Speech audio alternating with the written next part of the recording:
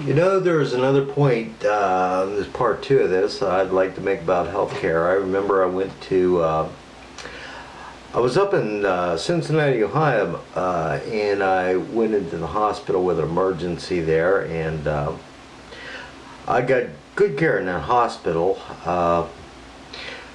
That's one of the best hospitals I ever got good care in. I wouldn't say that they babied me like when I went in to have the CAT scan, but they seem to have a pretty good hospital. It's a teaching hospital. But regardless, anyway, I was given a prescription. I went to one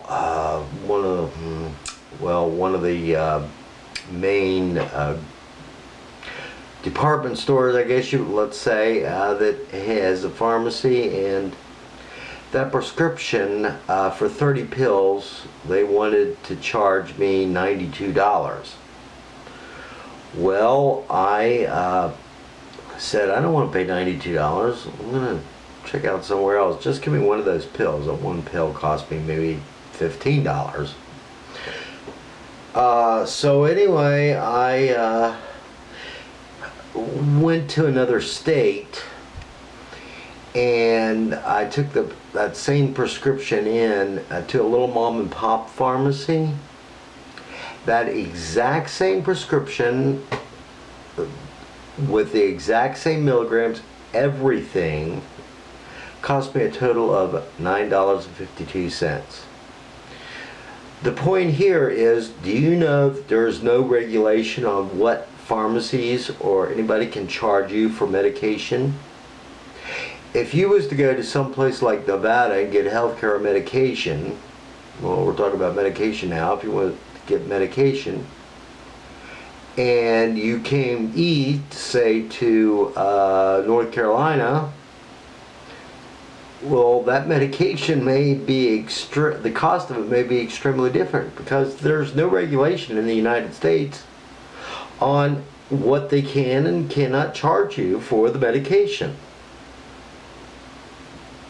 And I thought I'd like to know that. And also that the United States currently has the highest cost of healthcare in the entire world. I remember some years ago, I was actually working and repairing dialysis machines.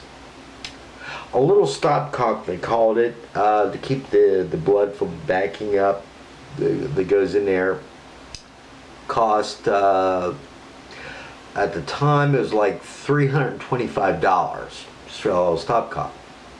I called the manufacturer to see what it cost, and I found out it cost him $6 to make. So there was an extremely high upgrade on the cost of that medicine. I don't know if upgrade was the right word, but you know, $6 to make it, charging $325, you know. Oh, markup, that's the word I'm looking for. That was a heck of a markup. But you've got to realize there is no regulation on any health care. For a doctor, I mean, I talked about universal health care. These doctors actually live very good. They lived in mansions in their country. They weren't poor at all with the universal health care. They was paid well.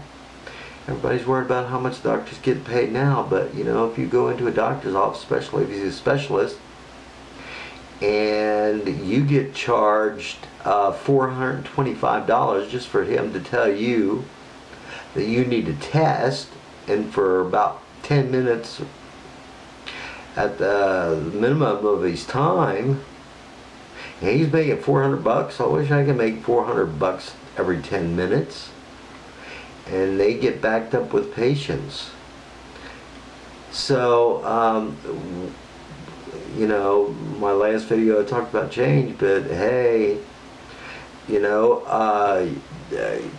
try it sometimes. Actually, little mom and pop pharmacies are much less expensive than the chain pharmacies. I'm not sure why that is, But I've tried it many, many times, and it always seems to be correct.